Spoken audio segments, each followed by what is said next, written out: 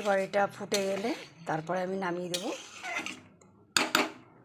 যেহেতু আগে থেকে আলু আমি সয়াবিনের সঙ্গে ভাপিয়ে নিয়েছিলাম হালকা করে, কষানোর সময় তো আরও অর্ধেক সিদ্ধ হয়ে গেছে ধরো মশলার সঙ্গে। আমি ফুটে নিই তারপরে নামিয়ে দেবো। দেখো আমার সয়াবিন আলুর তরকারি হয়ে গেল। এখানে রেসিপিটা শেষ করছি। Bye bye.